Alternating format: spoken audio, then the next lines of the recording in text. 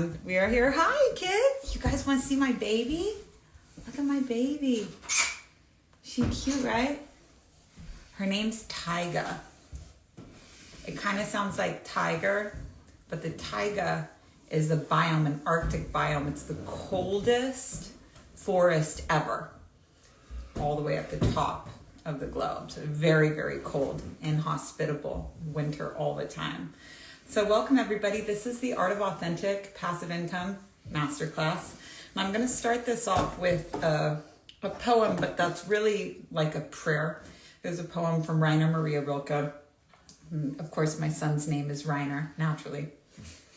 But Rilke says in this one, this is my husband. A lot of times, you guys, my husband is here to be an observer. So people that are here to be observers sometimes are like a little bit awkward on camera. And I'm not saying that's my husband's issue. But please tell people that you're here of your own volition, because when Magic's here to help me with the baby and also just to listen in today. But sometimes we were like, why do you make him just sit in the back? And so just let people know you're here because you want to be here. I'm here because I want to be here. This isn't my lecture. This is Onami's lecture. You guys see him like blinking in Morse code, like torture. So this poem, I feel like, really encapsulates what I believe to be true about not just teaching, but also sharing on social media. So Rilke says, I believe in all, and I'm just going to break this down line for line for you guys, because I think that poetry, I hate listening to poetry without really knowing what it means. But Rilke says, I believe in all that has never yet been spoken. So you have within you a gift. You have something that's not yet been released to the world. You have content to share. You have teachings to share. You have perspectives. They matter. They're within you. So I believe in all that has never yet been spoken. I want to free what waits within me, so that what no one has dared to wish for may for once spring clear without my contriving. So within you, there's a message that contains value that no one's even dared to wish for, success that no one's even dared to wish for. So powerful, so remarkable, so uniquely you. And I'm going to, mute all. I forgot to do that. Sorry if anybody was hearing other things. And without you having to work for it, without you having to contrive it, I want to free what waits within me, so that what no one has dared to wish for may for once spring free without my contriving.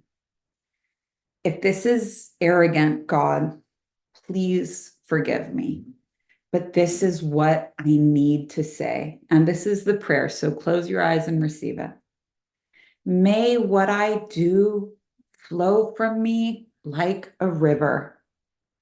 No forcing and no holding back, the way that it is with children.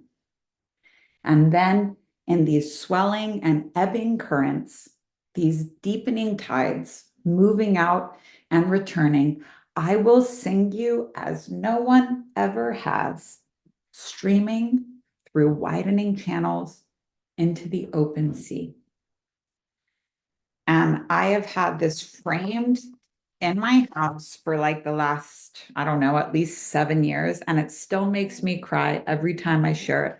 So just want to break down a couple components of this, because this is really accurately going to tell you what we're going for in this course.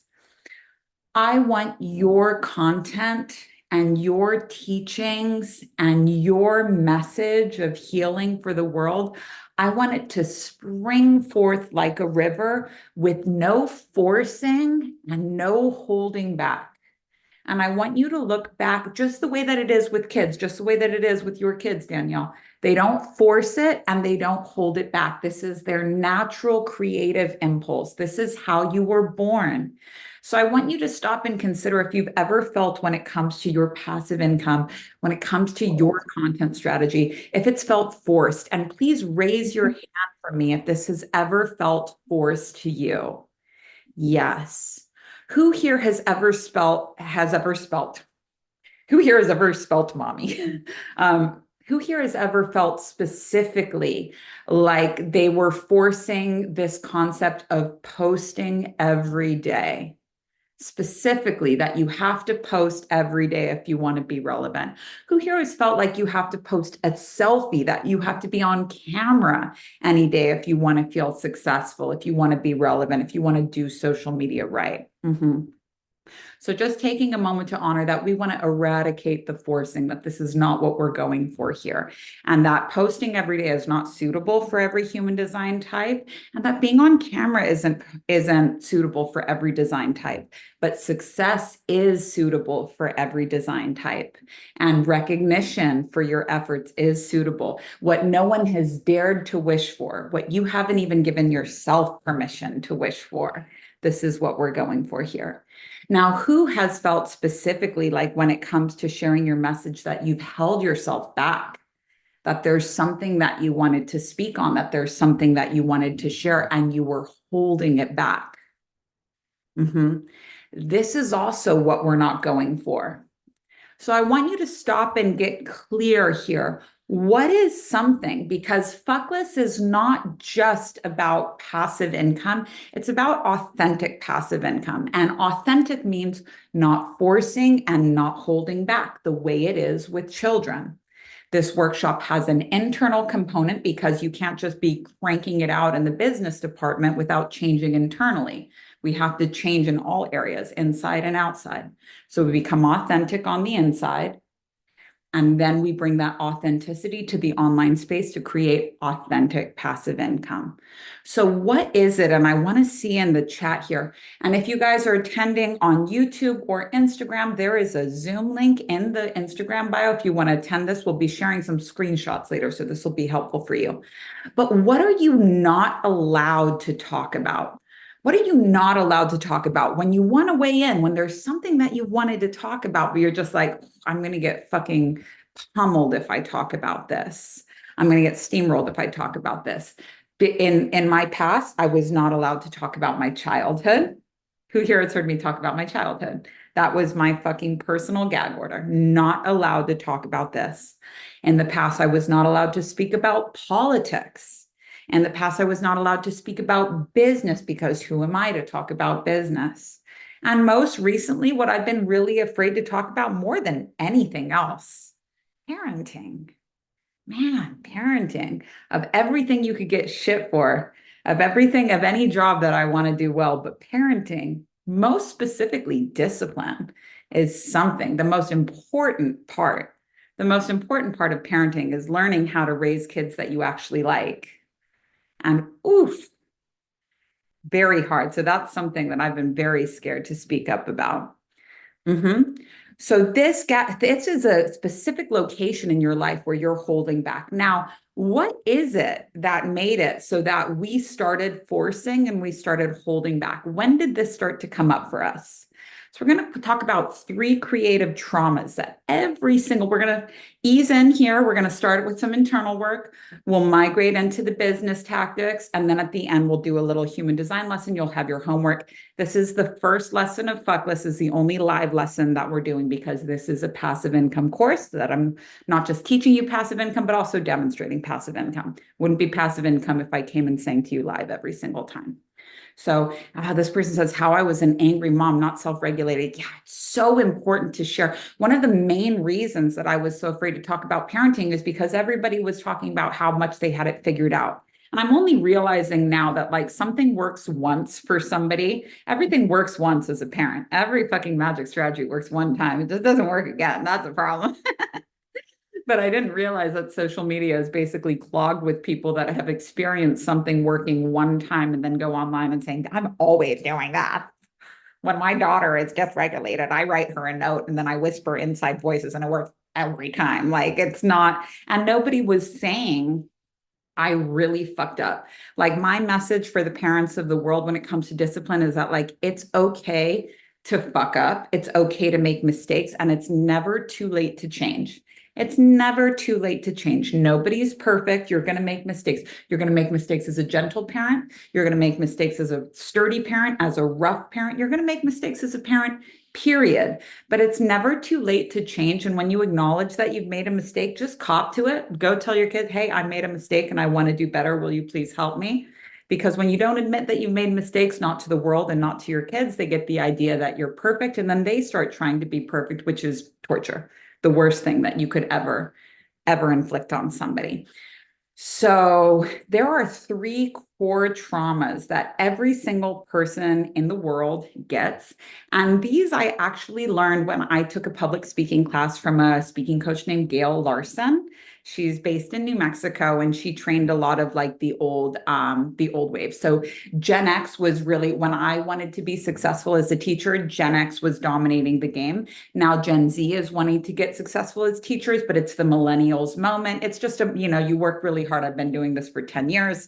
I've been working my whole life for something like this. So your wave always happens a little later than you feel like you deserve it, but you'll be very happy that you weren't given a microphone and a stage in your cringe era because you don't know you're in your cringe era until it happens. So I've taken a lot of different courses on passive income. I've spent thousands and thousands and thousands of dollars learning about authenticity, learning about objective authenticity, learning about the importance of sharing your story. And the content that's here in this workshop comes from so many courses that I've taken on everything from speaking to advertising to PR to just straight up really expensive business courses with really expensive business coaches. And I'm bringing the combination of all of them here. So I'm going to be looking at this chat, and unfortunately, we're not going to go person by person because, as you guys know, when it's your turn to share, we all have story. We don't get handed the mic that much. So when I pass the mic around in these calls, sometimes we can share for a really long time. And when you've been forcing and holding back for so long, it's kind of hard to not overshare. So if you're like, oh, how do I make my content concise?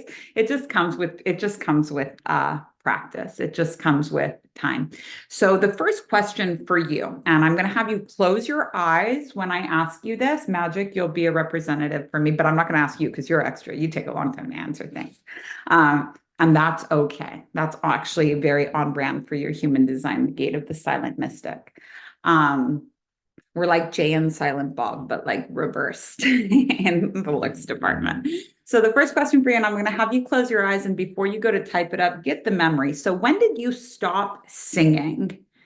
When did you stop singing? If you currently sing all the time, this is not applicable to you, something else will be. But when did you stop singing? Singing while you worked, singing while you did things. There's a moment from your youth where you were singing and somebody told you, you're not good at it, don't do that again. And you literally stopped. You were like, never again am I doing this ever. So for me, it happened when I got invited to sing. I was in a cult that you weren't allowed to listen to outside music, but I was invited to sing a song in the studio. And I worked so hard at it and did my best. And when I heard the sound of myself, I was like, oof, I really don't like the way that sounds. But then they like canned the song and they never released it. And I was like, oh my God, I'll never sing again. So let's just go for a couple here. I feel like I never was singing. They always said my sister was better at it. When I learned around 14 that I couldn't sing in key.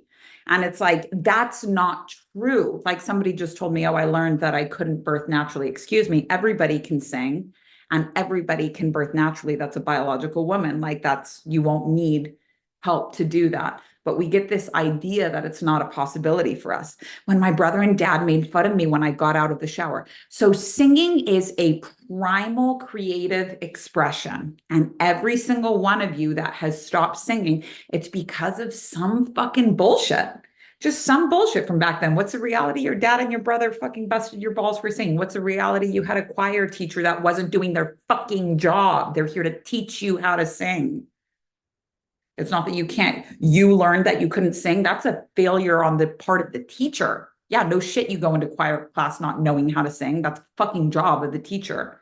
But if all the teacher taught you was that you couldn't sing on key, that's a them problem. That's not a you problem. And what's the truth? The fucking guy in the studio with me was making horrible, inappropriate comments the entire time. I was literally like 7 years old. And I was belting an entire song because it was a shit song. Anyway, so I'm very happy that was never released in a cult or anywhere else. So the second question, okay, good job, everybody. The second question is, when did you stop dancing? When did you stop dancing? So dancing is another form of primal expression. And I didn't dance for a long time because I was like a punk, But I stopped dancing when it was just really my first experience of being a bully to somebody else came with my first experience of dancing and trying to like emulate the older girls. So when they put me up to say something mean to a kid that had epilepsy, I just went ahead and did it. So it was like a part of a bigger approval machine. But I was like trying to dance like them, trying to act like them. And I was just like, you know what? I'm never going to do this again. Uh-huh. When I saw that my cousin was a better dancer than me, someone says never. Yeah. And so here's the thing. If your parents weren't singing, if your parents weren't dancing, you probably never learned how to dance while you work, probably never learned how to sing while you work, while you do anything else. If you didn't grow up in there, when you're all locked up creatively, you can create a culture where your kids will just be born into a creatively locked environment. It was like that little mean kid that told you this isn't a creative world. What did he say to you? Remember that mean kid that was mean to Rod? Yeah, I don't Who was just like, exactly, but oh, he had asked like how we make so much money. And we said, oh, we do what we love. What do you love to do? And he said, oh, it doesn't matter because we don't live in that type of world. And I was like, damn, dude, you're fucking 7 years old. But when you're like, you definitely pass this down onto your kids. I do it when nobody's looking, but I feel terrified to be seen dancing or expressing myself in any perfect way. So dancing is for men and women, for all genders. Dancing is an inherent creative expression. And you stop dancing or you never danced because of some bullshit. Cool. I'm never gonna dance again. Exactly. So, well, I've never sang the saxophone before, but guys, if I can express myself, I'll sing my song, right? And then the last one is, when did you stop being enchanted by stories, especially your own? When did you stop telling your story and being enchanted by the telling of it? Your own stories. So when I left the cult when I was 13, I was like, I can't tell anyone where I came from. I just wanted to be normal. And like lying was an absolute method of survival. When your friend said your book was bad, yeah, your friend was definitely jealous. Friend was definitely jealous. So when did you stop sharing your stories? And you know what's, yeah, this one hit hard. When you were 14, middle school after parents' divorce, it just became too intense. Yeah. When my marriage started going down the shitter, when I got divorced and shamed, lied about my life, never told my story. Yeah. And think about, for someone said I never told my story. Do you know what's up with your parents? You know what's up with your parents? Like, did they ever share their stories with you, the ups and the downs? So every single person has a story. And when you share your story in any capacity, that's a secret to your paycheck. So you don't have to go online and cry on live streams. Although when you're just getting used to telling your story, it's going to be a very long version. But everybody's stories has ups and downs. And you got it in your head at some point in your life that people only want to hear the ups of your stories, or they don't want to hear your story at all, that your story is too dark, that don't tell them that, you know, you've been pregnant 3 times, but you haven't had a baby yet, that you've had 3 miscarriages. It's too dark. When somebody says, oh, you know, like you get this idea that the world only wants a happy version of you. But when you tell your story, the ups and downs, and this is just acceptance, this is being in integrity, this is being authentic. When you tell your story with the ups and the downs, you realize that you have navigated some very unique problems and that you would like to help other people not get stuck for as long as you did in the same exact problems. And this is what you're here to teach, and this is how you're here to help. And there's no good, bad, right, wrong on earth. Like there's no rule book that says, oh, this is right and this is wrong. It's just not how earth works. I know people have a really hard time with it, but this is an advanced spiritual school. All level 2 teachings begin at this stage of oneness. It's not good and evil, good, bad, right, wrong. So even cigarette companies feel like they're solving an enormous problem. What's the enormous problem that cigarette companies solve? People are stressed out, and we believe with our whole hearts that cigarettes help you relax. That's what they believe. They wouldn't be successful if they weren't passionate about it. Elon Musk, I've literally read his book. You know what this guy is all about? He's like gets obsessive about systems that he feels are broken, and he tries to fix them as best as he can. So like what Doge is doing right now politically, just going in and like firing people. This is the same thing that they did at Tesla. This is the same thing that they did with PayPal. This is the same thing that they did with Twitter. This is the same thing that they did with SpaceX. Like this is literally what he does. You can question his methods all day long, but Tesla's killing it. X in some capacity is killing it, and SpaceX literally redefined space travel. I didn't know any of this until I read the story. So everybody is helping in the way that they think is appropriate to them based on their unique experiences. So if you never tell your story, you can't figure out what your purpose is. You can't figure out what it is that you're here to do. And the only reason you're not sharing your story, the only reason you're struggling to express yourself creatively is because of some bullshit. So we just got to the roots of 3 different types of bullshit. Anything that's holding you back from expressing yourself freely, no forcing and no holding back. The only limitation is going to be a little bit of bullshit. And that bullshit is something that you put there, and it's something that you can remove. So yes, your dad and your brother made fun of you. We can't change them. But what's the story? What actually happened? Your dad and your brother were making fun of you. What's the story you wrote about it? There's something wrong with me. There's something wrong with my singing. If we accept the responsibility for it, yes, they did a thing, but yes, I wrote a story. If we claim the responsibility, we can change it. If we say, I just need a written apology from my dad and my brother, unfortunately, they're both dead, you can't change it. So first question for you is, do you want to change it? When it comes to your relationships to authentic creative expression, do you want to change it? Please raise your hand if you do. Great, wonderful. When it comes to your creative expression, being a voyeur with music for so long, when did you start? I've never hardly heard you sing at all, but did you hear your parents singing when you were little? Church made me stop singing, being forced to sing the songs that I didn't have any connection to. Wonderful. So making sure that you don't repeat that pattern for yourself, forcing yourself to make music even though you don't want to.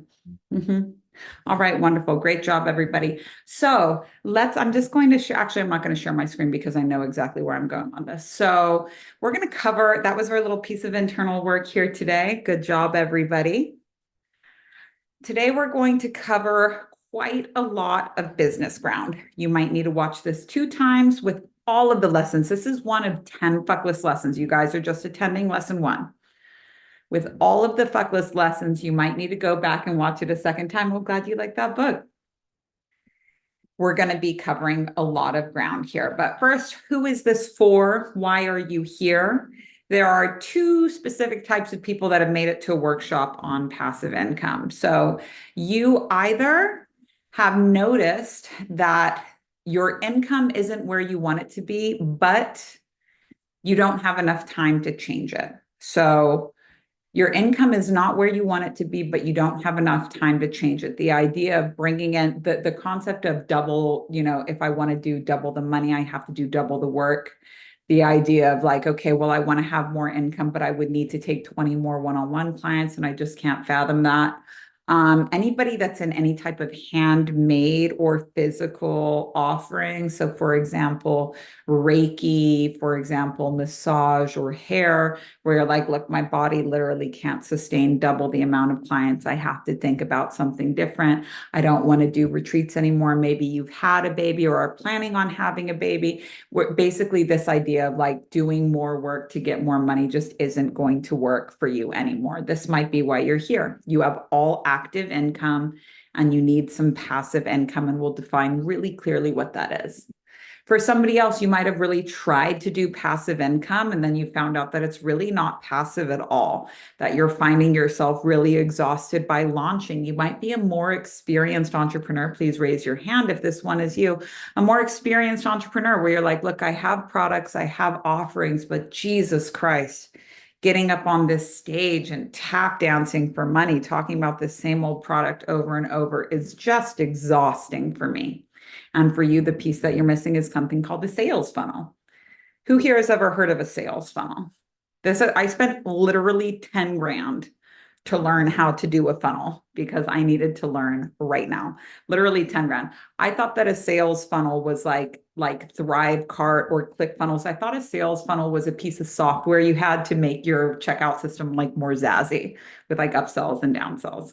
What I didn't know was that a sales funnel is a seduction process where you can take people from off of the street or off of social media that are completely uninterested in you and your product and convert them from uninterested to sold.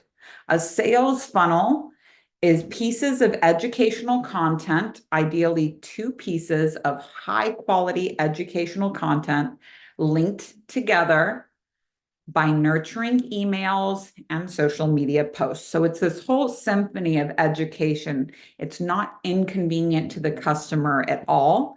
It's a delight to be marketed to. It's a delight to get a free book. It's a delight to come to a free masterclass. It's a delight to get emails from you. So it's solving a problem. It's not, can I give you this baby? Because I'm going to work off this doc a little bit. And you can, well, actually, you know what? She'll sleep for so much longer if I'm here with her. So that's what a sales funnel is.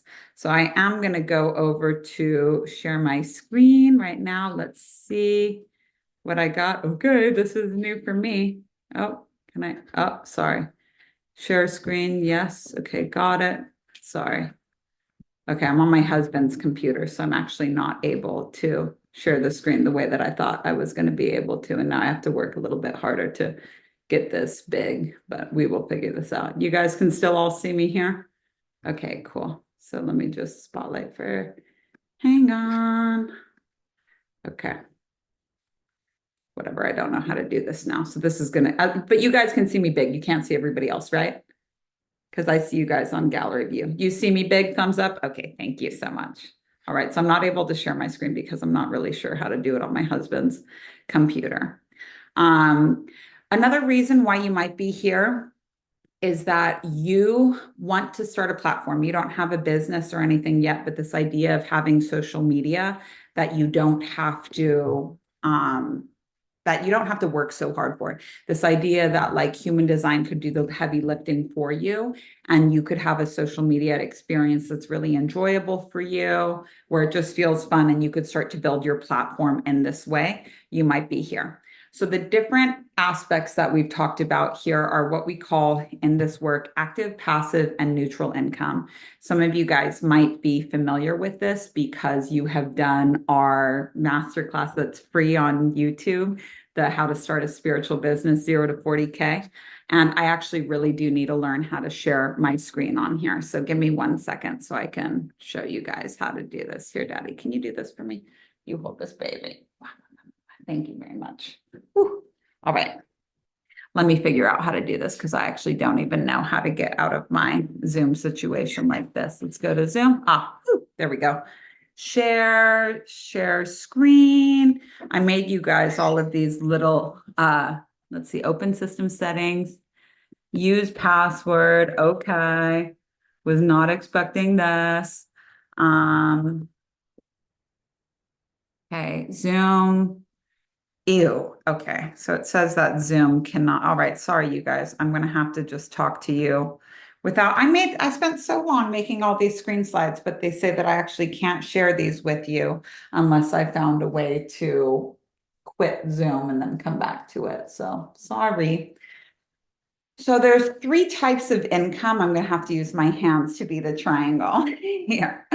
There's 3 types of income. There's active income, there's passive income, and there's neutral income. Now, active income is where you are selling your time for money. So with active income, you're doing massages. With active income, you're talking one-on-one to people. With active income, you're hand making products. With active income, you exchange your time for money. Raise your hand if you're clear on what active income is. Okay, cool. Can you guys see me or you see everybody on gallery view here? You see me? Okay, good. All right. Gallery view, no? Okay, cool. Thanks. I don't like showing everyone's faces on here, but I've somehow fucked my Zoom to death trying to show you guys screenshots here. Now, passive income is where you take the active part, your energy, out of this relationship, but you're still delivering a service. And passive income is what scales. So if you're trying to get to the next significant financial level, it's going to come from passive income for you. It's available to a wider range of people because usually it's something that we can offer online. Passive income is that it doesn't take more energy to serve 10 than it does to serve 1. passive income that scales, it doesn't take more energy to do 100 than it does to do 10. So more and more people can attend, more and more people can get healing, more and more people can get service from you at a lower price point, and they also aren't restricted by, they have to set that, you have to go to Orlando for 4 days to see Tony Robbins. Like, you can attend at any time, you can catch a replay, you can do it at your own pace, and you can do it at your own budget. So this is passive income. Now, passive income is never completely passive, because if you don't put a little bit of your energy into it, like here I am putting a little bit of my live energy into it. Here I am talking to you guys saying, this is what it's about. I wouldn't use a recording of this for launching year over year. It's got a little bit of my energy, and it also has the energy of me doing homework checks for this round, which is a big deal. Every single person that does Fuckless, this one last time, I'm at capacity. I have 800 students, and then whatever students come in for Fuckless. This is the maximum amount of people for whom I can check each and every person's homework and make sure that their sales funnel looks good. After this, I'm going to have to go to doing like a live call like this. And if you want your homework checked, you would have to bring it in. But passive income, less of your energy, but the income can grow. So it's this really beautiful system. You have to know exactly where to apply your energy. You have to go into passive income with the long game in mind. Passive income starts slow, but grows bigger and bigger. You have to not ask yourself, is this working? You have to ask yourself, is it growing? Am I growing? But passive income really surprises you. I'm still bouncing like I'm holding a baby. Passive income really, I'll be doing this for the next 2 years, just like casually bouncing all the time. Passive income will really surprise you, and passive income gives you the ability to go on vacation with your family, to have another baby, to step away. This is the concept of separating your energy from the business energy. Most people that cannot grow their business, it's because they haven't been able to separate their energy from the business energy. And you know what's so frustrating is that 99% of the people that are stuck in this quandary know what they need to do, but they just can't seem to do it. They know that they need a system in place, but a lot of them just don't know what this system is called. I probably could have learned a sales funnel cheaper from somewhere else, but it took me 7 years of really doing the tap dance for money that was so exhausting, that made me just want to burn my business down, because I was like, I'm so fucking sick of talking about this. By the time someone told me what this term was, he was like, yeah, for 10 grand, I can teach it to you. And I was like, I've already paid you 40 grand. Send it, dude. Like, I just want to learn it right now. I don't even. So that was where I learned this system from. And when you learn this system of doing a sales funnel, just heads up, you're going to be good business wise for at least the next 18 months, because it's going to be a lot of work to implement a sales funnel. But a sales funnel works so that you don't have to. And it really, really works. It doesn't take more energy to do a shitty launch than it does to do a great launch. It takes the same amount of energy. So you might as well learn how to do it great. But then once you have this is like the main piece of business advice that you've needed. If you have experience doing one-on-one, if you have experience doing one-on-one, if you have experience with an existing product, you don't need experience with passive income. But if you have experience with an existing product, you will be busy with this for at least the next 12 to 18 months, because you're going to take this process, you're going to apply it to all of the different products that you have, or all of the different products that you want to build. And then you're going to refine it, because you're going to be using the data from the first round of it to make the next one better. So you'll be very satisfied and very busy and very happy with what money starts to look like when you're providing people the correct information they need. Most of the time that a product hasn't, anything can be successful. Literally, like, you don't have to be good to be successful. You don't have to be talented to be successful. This doesn't mean that you shouldn't give a fuck about your brand reputation, because you absolutely should give a fuck about your brand reputation. It's really important. You should do your best to make great products, and we'll teach you how to do that in this course. But anything will be successful eventually. You just have to find what it is that people need to hear to go from uninterested to sold. Sometimes you hit this on the first one, sometimes you hit it on the second one, but it's knowing the pieces that you have to have so that you can actually be done with something.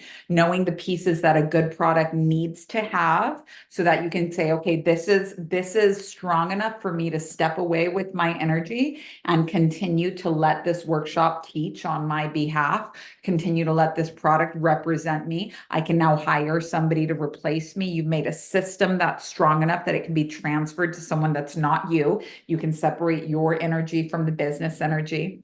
But learning how to communicate exactly what the customer needs to hear, for me, it just gets more and more refined with time. So like last year when I sold Fuckless, what I really thought the customer was interested in was fame and recognition. And so that was the marketing that we did around this course, was really about fame and recognition for what it is that you do, the concept of going viral and viral content. But after a year of spending time taking people through this course, I realized that people really want to learn about passive income. So this is where the marketing is targeted this round. So neutral income is the last one that we haven't talked about, and neutral income is your audience. We always want to be growing our neutral income no matter what. So we always want to be growing our newsletter list. We always want to be growing our followers. We always want to be growing onto new platforms. We always want to be growing new podcast followers. Neutral income is people that are down to pay you, they're just waiting for the right offer. These are people that are following you, and the more places they follow you, the better. Now, how many people are on this class right now that don't have any social media, that don't have any newsletter lists, that don't have anything, but they're hoping to have one day? If this is you, I'm going to hold your hand while I'm telling you this. It's ripping a Band-Aid. It's getting rid of the bullshit. If you're like, oh, I just feel like everyone that's on social media is going to like end up getting their data stolen and being hard, like, you're going to have to get over the bullshit. Figure out in what capacity you can share your message. But like, seriously, by the end of this week, get yourself a social media handle, get yourself a newsletter. Let's just start ripping the Band-Aid, because the amount of people, and I'm not letting people like this do the course anymore, because people can be like, okay, I'm going to build this perfect strategy behind closed doors, and then I'm going to reveal it to the world. You have to fail forward. You can edit bad pages, but you can't edit blank pages. And the last thing you want to do is just overstimulate yourself with all this. One day when I make a post on social media, it's going to be great. No, no, no, no, no. Like, we have to get the bad work out. And so in this course, whether you're doing the express version because you just want to build a platform, or you're building a sales funnel because you want to master passive income, there are specific social media posting assignments that you have, and I strongly encourage you to do them. I'll give you all of the tools, literally all of the tools, to feel really solid about what it is that you're putting out there, but I cannot go put it out there for you. People ask me, oh, hey, can you tell me what the problem with my social media is? I'm like, sure. What's your social media handle? Oh, well, I actually don't have one. Or I have one, but I haven't posted anything. Well, that's the problem. That's the problem. So this course is not going to be helping you work up the courage so that you can start posting. You have to come with the courage to either start posting or start sending newsletters. Even if you haven't done it yet, this can't be something that you're stalled up about for more than a week. This is not, I remember one time this douchebag sent me an email, give me the courage to leave my girlfriend. Like, what? No, this is not how you and I are going to start a relationship. You need it. If you want to be with me, if you want to take this course, you can't be in this complicated relationship with someone else. You have to be ready to be with me. In this course, you have to be ready to do some work. So neutral income audience, passive income, work that doesn't have you involved, active income, one-on-one clients, your first experience, your high intimacy. This is where you learn about yourself. Now, look, you cannot make passive income without experience with active income. You can't just go straight to passive income. Passive income, like writing a book. You can't go straight to just writing a book. You have to be someone that people want to read. You have to have neutral income. You have to have an audience. If you're writing a self-help book, you can't just go straight to passive income. Where's our proof that it works? Have you ever tried this with people, or it's just speculations? Are you writing a parenting book, but you don't have kids? Are you teaching people how to deepen their intimacy and their marriage, but you've never been married? Don't take parenting advice from people that don't have kids. And now I have to add to this, don't take marriage advice from people that aren't married. Literally, don't sign up on some fucking tantra course where they're like, all you need to do is fucking bloom your vulva and awaken your sexuality and become a, a low-key sex pest. And if your husband doesn't agree, he's not the one for you. Open that marriage up. Don't take marriage advice from people that aren't married, for real, because it's a totally different ballgame. It's a totally different ballgame. But if you're married and if you're a parent and you've been holding back on, hey, my partner and I went through this problem, but this is how we're solving it. Or my went through this problem as a parent, but this is how we're solving it. Don't hesitate to share. And on that note, I've made a reel about this, but like a lot of people want to share solutions, but not problems. Life is not solutions, life is problems. And as a result, we get solutions. This is the whole function of consciousness, this is a whole function of humanity on earth. We are here to encounter limitations and obstacles and navigate them in a creative way. When you found a creative way to go around a problem, that's useful to everybody else. But you cannot talk about your creative solution without talking about your creative problem. If you tell me, oh, I whisper inside voices to my kids and it works every time, I don't have anything to compare that to. How do I know your kid is like my kid? But if you tell me my kid won't stop screaming, shut up at me when I'm trying to talk to them, I know, oh, my kid does that too. My kid won't eat. Oh, my kid does that too. We can connect with the problem. If you say, my husband and I have been together for 15 years, here's a fucking video of us French kissing in Costa Rica, and you're like, wow, so nice for you. But if you tell me there was a period of, 10 months in our relationship where my husband and I didn't have sex at all, and we actually didn't like being around each other, I can say, oh my God, I recognize that. So a lot of people are trying to present a version of themselves on social media that's like problem free.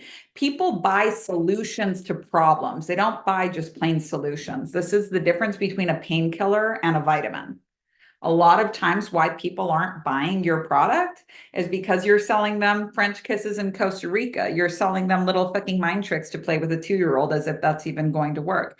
You're not selling them a painkiller. People are motivated by getting out of pain, not taking supplements that are good for them. So you have to explain to them, you only came to the healing practices you have because your life was shitty. You only started journaling every morning or drinking lemon water in the morning because you either couldn't take a shit in the morning or you were creatively blocked up. You're only sober now because you used to be a fucking train wreck. People don't want to hear about the lemon water and the morning pages in the AA. They go to AA to hear about your benders. We want to hear the dirt. We want to hear about the problems. So that's skipping ahead a little bit, but that's one of the main reasons why things don't work, is that you're communicating to people about your perfect problem-free life, and nobody can relate to that because nobody's life is problem-free, neither is yours. So the manifestors in the audience, not the manifesting generators, but the manifestors in the audience are going to struggle with this a little bit because manifestors don't really like being vulnerable. But I have to give you this disclaimer now because I had a manifestor in my class for like a whole fucking year, and I kept telling her the same thing from the beginning. I'm like, you need to stop telling people about how all they need is to just be happy when you're taking antidepressants and you're not happy. But for manifestors, the vulnerability is like disgusting to them. And I understand, but people need to hear that's your elephant in the room. So let me just go over a couple of these. So just to get an idea of who's in the audience right now, good thing we're good on time here. How many people here have experience with active income and you're ready for passive income? If you're ready for passive income, please raise your hand. Ready for passive income, please raise your hand. Okay. If you need to build your audience more than anything else, please raise your hand. Okay. Audience more than anything else, please raise your hand. Okay, cool. If you need to build active income, one-on-one clients, you don't have any one-on-one experience, please raise your hand. Okay. So I can tell you guys, and it's totally fine to be in these places, but I'm just going to introduce you to, so that you know. We have an express version of this course that's cheaper, but it's not going to teach you anything about how to make a sales funnel.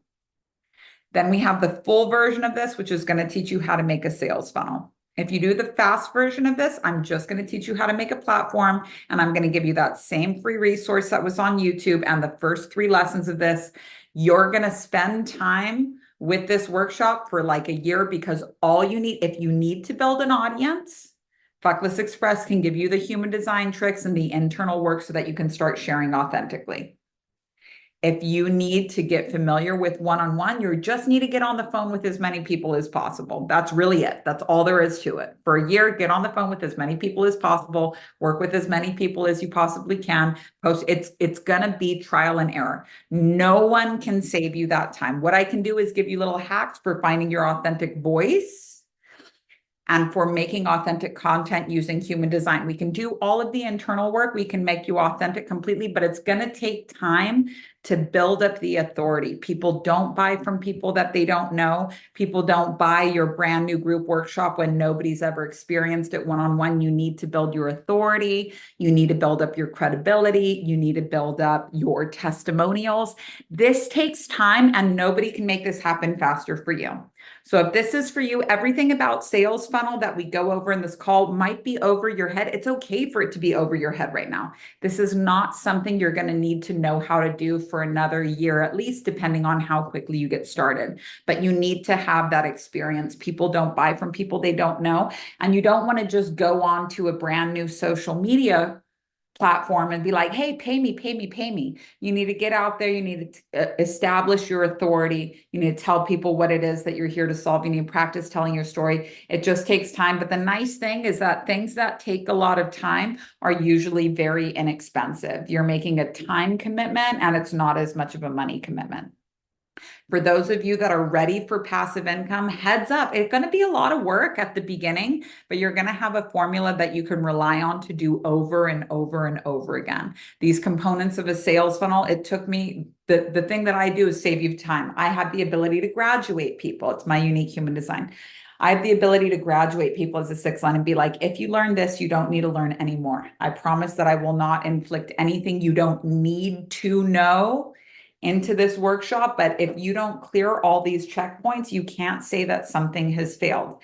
Anything will succeed eventually if you have all of the right pieces. But if you don't have the right pieces, then you're just going to be kind of wandering around. And pause for a second, give my baby some boob. It's very hot in here. Can you open that window? I'm sweating like a whore in church in here. Cool. So if you have, there you go, my lovey. She doesn't want the boob. If you have active income already, you have this experience of selling your time for money, what we can do for you in this process is create a big red button for your business that says money, and then you can press that button as much as you want.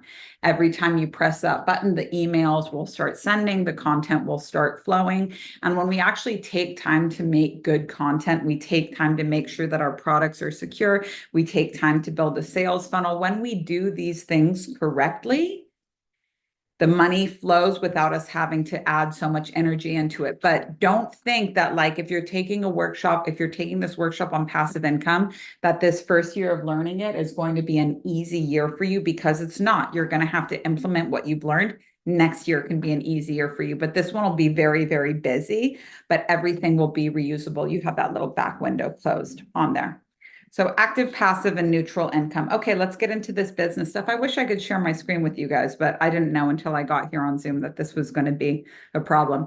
Anybody that has ever studied the Enneagram knows that there's like the limitations that you're expecting, and then there's always unprecedented limitations. So this is an example of one of them. But like we always say here, you guys, limitations create style. So something that we focus on in this workshop is that if you make really good content, you don't need ads. The way that people react to ads, especially now, it comes with a bit of a filter up. It takes on average 5 times more time and 5 times more money to take a stranger and sell them a product than it does to sell to somebody that's already in your audience. This is the difference between like a cold customer and a hot customer. So basically you can run ads, but it's going to take 5 times more energy, more time, and more money to get them to buy something than it would be if you just had someone in your audience. So here in the Fuckless School of Rock, we believe in just making really, really good content and building up that neutral income organically because it's cheaper. We also just can't recommend that you get yourself into an 80-20 business partnership with big tech.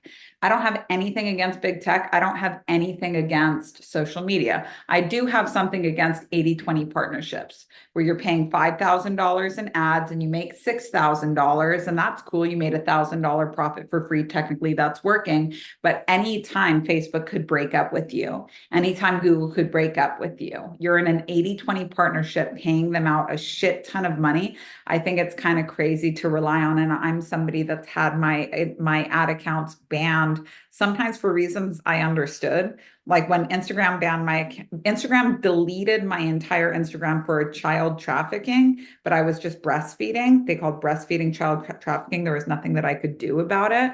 But when Instagram disabled my ad account, it was definitely because I ran an ad talking about using a rosary as anal beads. Back then I was like, let me just see what I can get away with Instagram. Every time I ran an ad on Instagram, hit that boost post, I'd be like, wow, I can't believe they let me do that. I was just playing with it.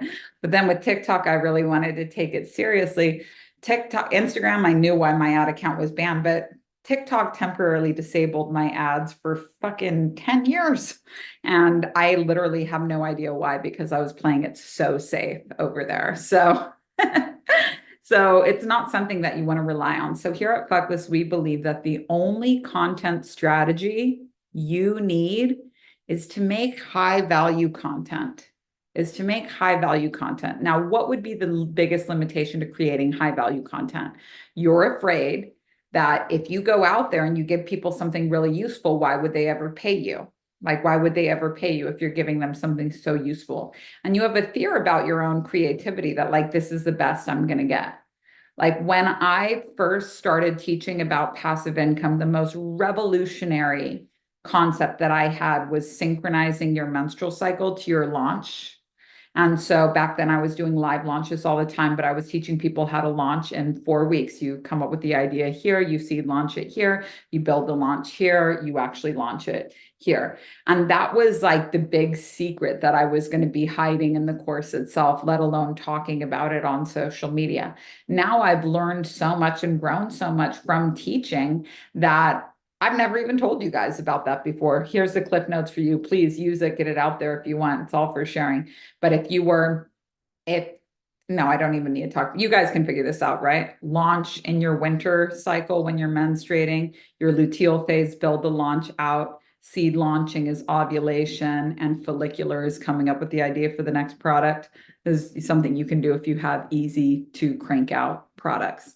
But the thing is that like, it actually has the opposite effect. If you're giving really high value content, people will say, if she's giving this away for free, I can only imagine what her paid offerings are like.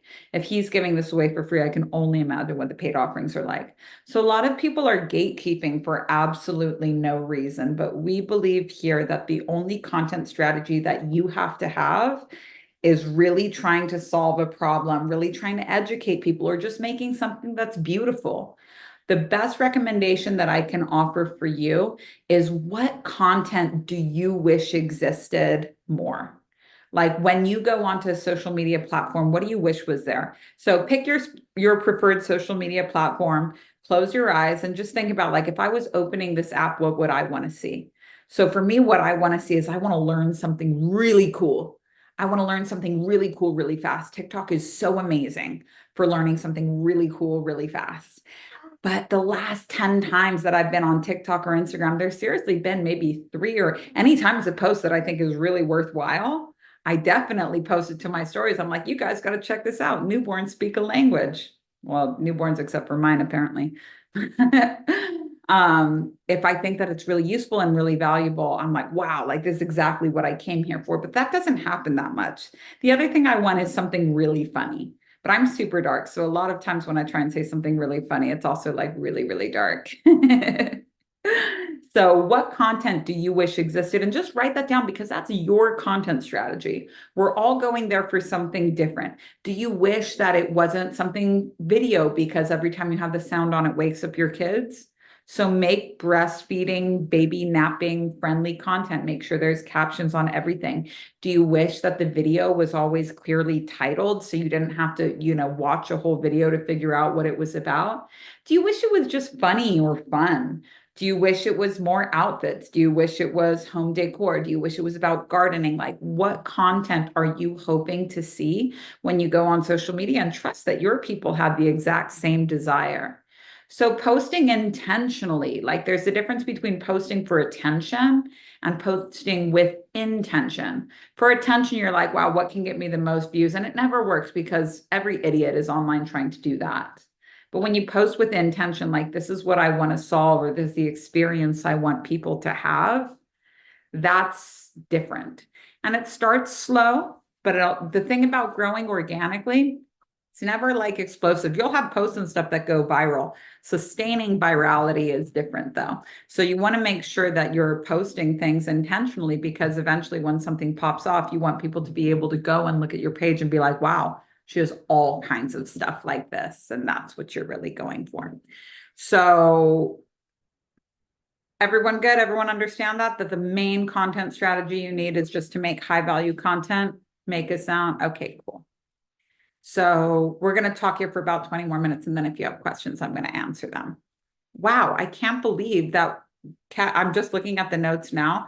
I was saying, oh my God, I remember that the note sheet for this was really big. I hope we covered everything, but we did cover everything without looking at the notes because when it's coming from your heart, you don't actually need the notes. When it's coming, that's why people got so pissed at me. What are Chapel Roan fans called? What are they called? Pink ponies, Ronies, or what's it called if you're a Chapel Roan fan or like a stan? People got so fucking mad at me when I said that Chapel Roan, that I hated that she was reading out of the book. But man, I felt like her story was so, I'm like, girl, this is something really meaningful to you. You didn't have to read off of your notes. You don't have to read off your notes. Like you could have just looked out all the, and people were like, oh, well, she has social anxiety and she has autism. She's on the spectrum. I said, listen, if for the past fucking 100 years, all types of actors and actresses and weirdos. If fucking Kieran Culkin can get up there and talk from his heart, fucking Chapel Roan can talk from her heart, for crying out loud. But when you're speaking from your heart, you don't need the notes. Like people, I learned this in that speaking class. I learned this in the advertising masterclass from the Budweiser Frogs agency. Is there like, just tell your story. And what the Budweiser Frog guy said, this is really fun. I can take a case study for this one, is finding your elephant in the room. The Budweiser frogs say that you always have to address like the elephant in the room. So for example, they did the Got Milk ads, and you might say, what's the elephant in the room for Got Milk? Well, they couldn't figure out how to sell milk, and they had this huge government check coming to them if they could figure out a way to move some of these milks so it wouldn't just rot in fucking cheese caves. More milk than people need. We eat more beef than we drink milk. So they needed to come up with this major campaign to get people to drink milk. And they just couldn't find anything that they tried to formulate was just coming in vitamin mode, the difference between vitamin and painkiller. Milk is good for you. Milk has calcium. Turns out American women were just convinced through and through that milk makes you fat. And they're just like, I'm not touching it. Like, I'm not doing it no matter what. Or maybe they were breastfeeding and they were like, look, I know how this milk situation works. I wouldn't drink milk off of someone else, too weird for me. So they ended up running all of these focus groups. And so a focus group is basically where they get a bunch of people together to talk about a product to try and figure out what the pain point is. Because like we said, people are not buying vitamins, they're only buying painkillers. And it can be very hard to find out what the pain points are here. In this workshop, we find our pain points using a customer avatar. And you guys are so much like me. You fucking complain like crazy about filling out the customer avatar, but you do it.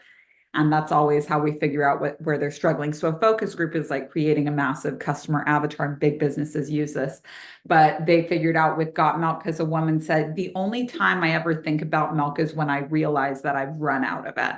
Like when I realize that I'm like cookies and I go to grab the milk and it's empty. That's the only time I ever think about milk, is when I realize that I'm out of it. So that's how the Got Milk campaign started, with this guy getting hit by a car, going to heaven, realizing that this total asshole getting hit by a car, going to heaven, realizing that heaven is a place filled with cookies. He's like, yes, cookies. And he goes to the fridge to open it and the milk is empty and it says Got Milk. So that's where they came. So there, but the elephant in the room is usually like the problem with you, the problem with your messaging that you're not wanting to address. And the elephant in the room, if you know to look for it, it's really, really obvious. But if you've never considered the fact that there might be an elephant in the room with your messaging, then you're like, why don't people trust me? Why aren't people buying from me? And it's like, well, because there's something like really blatantly odd. Okay. Oh, okay. 1 second. Oh, that's where I had it wrong. Okay, got it. Thank you. That's where a lot of people, they don't know it exists, so they don't know how to speak to it. So in the public speaking masterclass and in the advertising masterclass, they talk about naming the elephant in the room. Now, for fuckless homework, I am checking your elephants in the room, but I'm not going to check them. You're going to check your elephant in the room today. And once you've actually put some effort into your content, I'll check your elephant in the room later, but I'm not checking it today. But I will take one case study. If somebody wants to be a case study for elephant in the room, please tell me what your social media is right in the chat, and I will look it up for you. And I'm also going to look up mine as well. Do I have Instagram on this? Can you open this up and see if I have Instagram on this? If not, I might be in a little bit of trouble because I'll have to download it. See it. Okay, no problem. Just do me a favor and go to the App Store and hit that. Okay, let's see. Oh, I see the chats. I'm doing this with my left hand, you guys, because I'm holding a baby with my right hand. I can't even exit out of this thing. You guys are so patient. Okay, cool. So let's see. This is one that's easy for me. Mommy Thrives. Okay, we're going to go to Mommy Thrives on Instagram. Okay, it's downloading right now, you guys. Every time someone asks me to check their elephant in the room, I wonder if I can, oh wait, no, I can't share the screen on here, but this is good because now I can keep you. Okay, I'll do the dance witch and I'll do Mommy Thrives, and we'll talk about what this is when this thing finally. So let me list some very classic elephant in the rooms that I see. One of my favorite elephant in the rooms that I've ever seen in my life is like the different like empowered tantra female teachers that are teaching intimacy and relationships, or they use this line to get a lot, make every man want you. Make every man want you. So you see, you know, a 10-year legacy of somebody online teaching make every man want you, but there's never been a man in their life. So the elephant in the room is like, if every man wants you, like, why does no man want you? Like, where's your fucking man if this actually works? Another elephant that we get a lot, and this is one that we might, okay. So who do we have here? Oh, we have the dance witch. And the dance witch, I absolutely love your branding. We have the dance witch here. She's based in Berlin. Love it. Okay, so the only elephant in the room that I see here is that nothing's for sale. Nothing's for sale. So this is a pretty good, if we look at her social media here, this is a pretty good problem to have. Pretty good problem to have. But there's nothing for sale. It just seems that you're somebody that really likes dancing. Another way of saying this is that like you're not really in business. So it seems like you're just a person that loves to dance all by themselves, but it's not really clear that you teach. It's not really clear. And so branding 101, like you never need to hire someone to do your branding, not with what things look like on Canva nowadays. Like you really don't need someone to do your branding. All you need to do is look up, and the dance witch, if you can tell me here in the chat, I'm watching this as closely as I can. I check a lot of elephants, you guys. But the elephant in the room is, it's like a gut reaction where you're like, ooh, the inconsistency. I always look at the person's name. I always look at the person's bio, and then I look at the person's content, because the elephant in the room is usually some type of inconsistency in who they're saying they are versus who they're actually presenting themselves as. You see this all the time. People will comment horrible, hateful shit on your stuff, and then you go and look at their bio and it says like, live, laugh, love, you be kind, or some shit like that. So the dance witch, if you could tell me somebody on here, and I don't remember who the dance witch's name is, but maybe I'll see it up here. If you can tell me who is someone in your industry that you really like, we can compare what your social media looks like versus them. You never need to hire anybody to do your branding. You should never hire someone to do your marketing or your branding, not AI, not anyone else. And I know that all of you people that sell marketing to other people for money, that write people's copy for them, are like, no, it's really necessary. I get it, but that's, that's your industry and that's totally fine. But what I recommend for all people everywhere and people that are selling marketing, you do your own fucking marketing. So, you should just teach people how to be able to market themselves as well. It's not a bad idea. You can tell them, look, I'm trying to build passive income here. For the last 10 years, my active income has been writing other people's copy for them. But guess what? Now I can teach you how to write your own copy for you. And that's a really solid passive income. You're basically naming the elephant in the room. Is like, if you believe in other people hiring someone to do your marketing so much, then why haven't you hired someone to do yours? And it's like, well, I actually believe that you should market yourself. That's what you're demonstrating. So if you can tell me what these people's social medias are, please. And then I'll look that up. I'll answer this question. What if the intimacy tantric elephant, what if the focus is not for every man to want you, but to open up to the pleasure of yourself? So if you were communicating that, now here's the thing, there's so much, when you know the elephant in the room, you make a better product. Because if you're like, make every man want you, somebody will only feel success when men want them, if that's the marketing. But if you take that marketing and you acknowledge the elephant in the room, there is not a man in the picture. There is literally not, the elephant in the room is that there's not a man or a woman in the picture. You can lean really hard into that branding, how to be autoerotic, how to be your own source of radical pleasure, how to take, I remember seeing that there was a post for the Rose, the vibrator, the Rose. I came on it in a funny way because I saw this really like strange marriage. It was basically like this really hot woman married to like a guy that only had one arm and like no other limbs. And somebody called him a rose holder. And she said, oh, he married a rose holder. And I didn't know what a rose was. Turns out it's like a really great vibrator. But I started getting all these posts about this vibrator called the Rose. And this one woman just posted like, hey, basically, here's a recipe for a really solid orgasm with the Rose. She listed it like bullet point. Do this, turn it on like this. If you feel like you're going to pee, keep on going. And just this like kind of step by, pro tip. And this thing was saved like 42,000 times.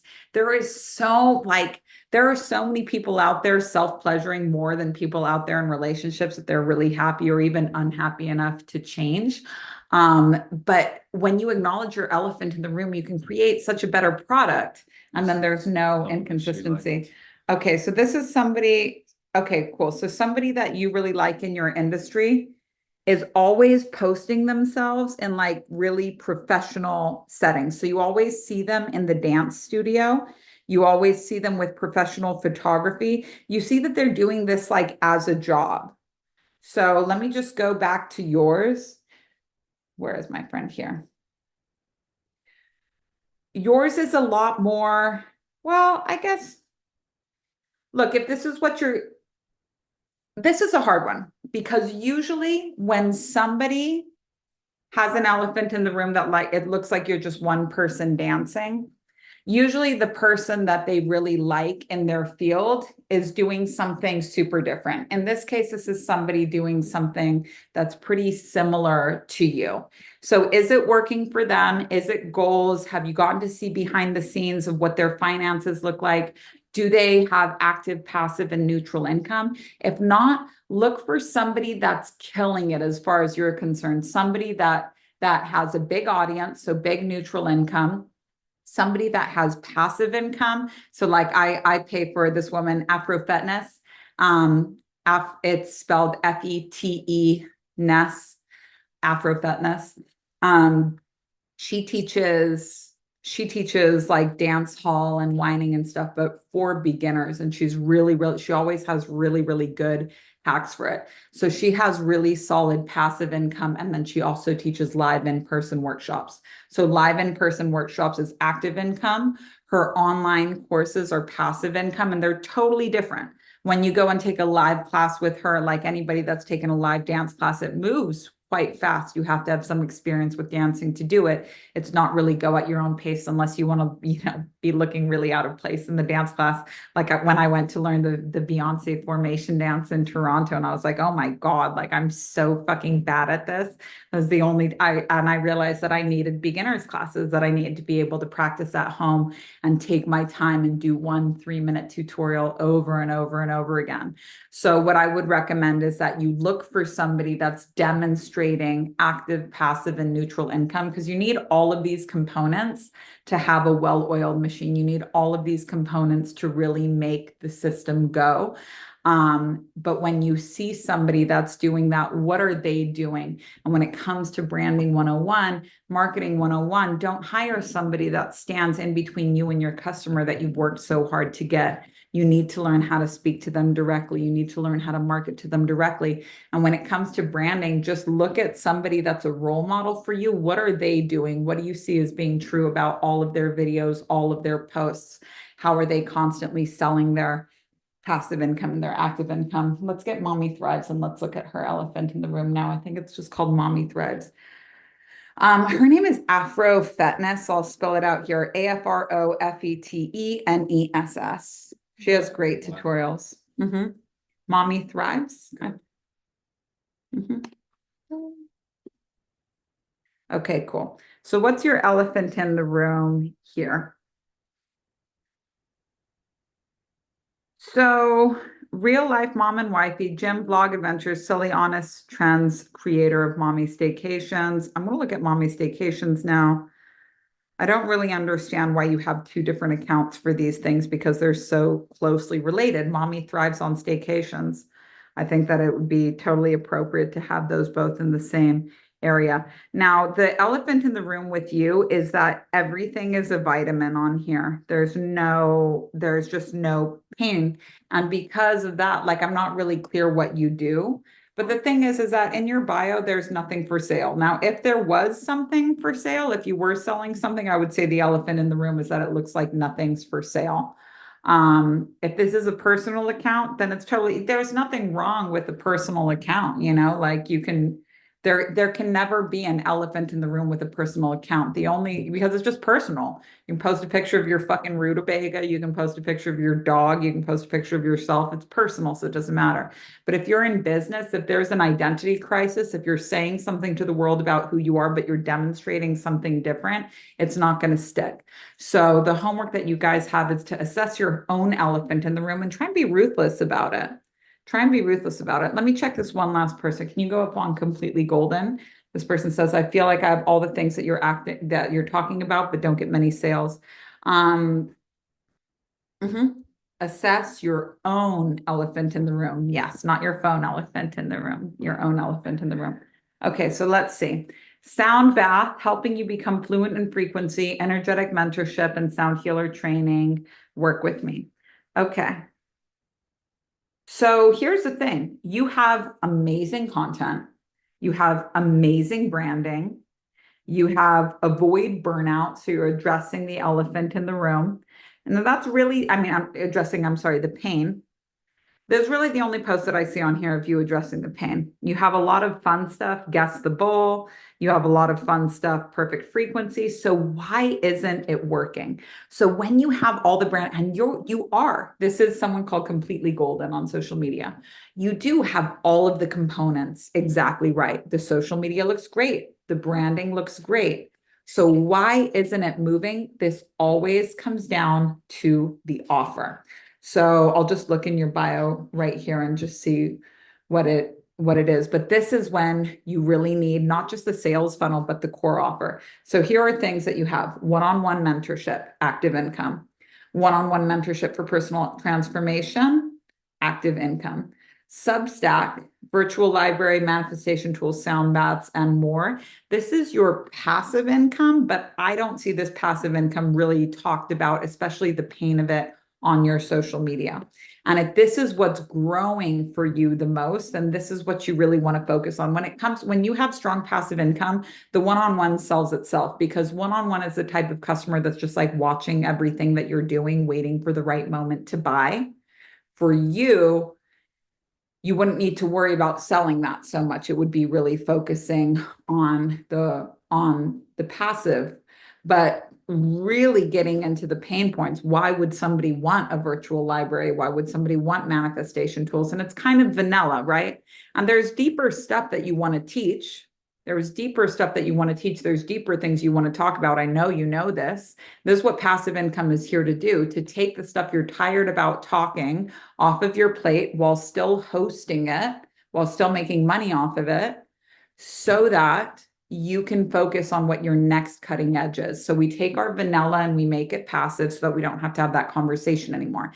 And this is in accordance with spiritual laws. So like in spiritual laws, you can never get to the next level of your spiritual teaching without placing somebody else at the level that you're currently at. You just can't do it.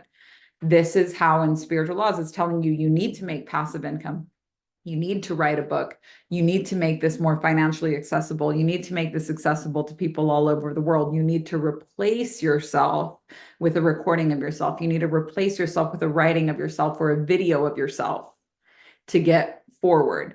And then once you do that, and you don't have to put so much energy into having the same old conversation over and over. There's a question that somebody's asking you all the time that's probably driving you so crazy. And if you just didn't get driven crazy by it, you just took the time to answer it once and for all and record it and document it in some way, that's a really good passive income example. My friend in unschooling, she says that people are always asking her, she said there's two main things that people are always asking her about. And that's like reading and when should your unschooled child read, et cetera, and also getting your husband on board. And I'm like, homie, like, just teach people this. You'll make so much money if everybody's asking you over and over again, like, why should I do this? Or how do I know if I'm doing this right? Like, fucking sell them the answer.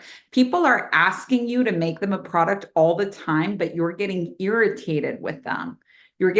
I literally used to get irritated with people when they had asked me, like, how are you so authentic? And I'm like, I'm just fucking telling people what's up. Like, I literally made this workshop because I asked people, like, what do you most want to learn from me? And they said authenticity. And I was like, oh, really? Because I could fucking crank this workshop out so fast.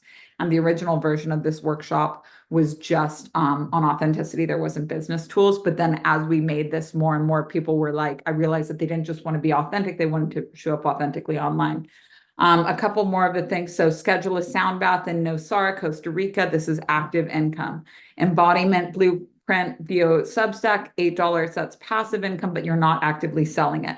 So here, to be magnetic manifestation meditations, you're doing affiliate work for somebody else's passive income. Hope that works out.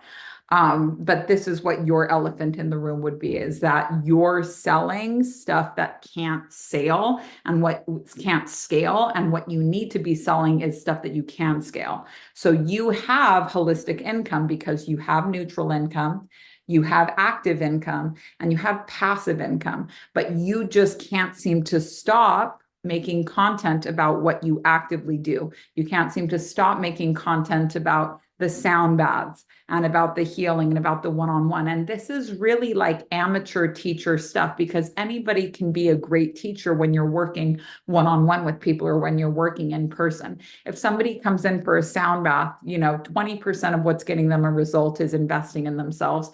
20% is them clearing the time and the boundaries to go and take care of themselves.